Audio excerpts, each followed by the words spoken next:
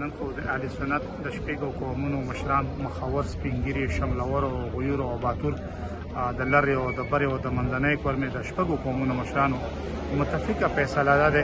چې مونږ کورمې کې امن غواړو، خوشحالي غواړو، مونږ د هرې ستونزې حل د خبرو د لارې غواړو. مونږ جنگ، تشدد یا د لیارو بندونې یا داسې تکلیفات چې هغې نه عام ولس عام وګړی متاثر کیږي، مونږ داسې حالات هېڅکله هم نه غواړو. او چې کوم دلته په کورمې کې د بدامنۍ چې کوم لهر روان دی د دې ختمول غواړو. او په دو ټوکو الفاظو کې ټول اهل سنت مشرانو دا خبره په ډاډه وکړه چې جرګې والا نه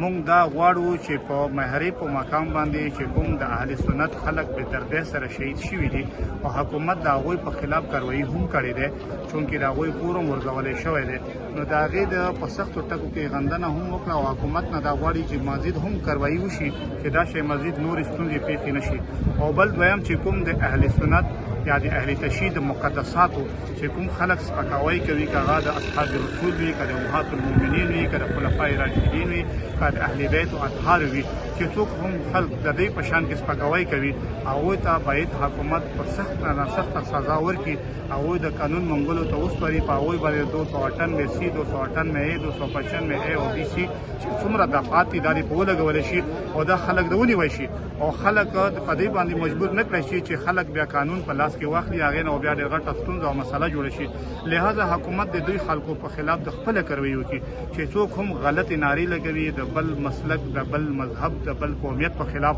هغوی او چا هم هدایت حسین په نوم باندې چې کوم یو کس په آی ډي باندې د ابوبکر صدیق رضی الله عنه، حضرت عثمان، حضرت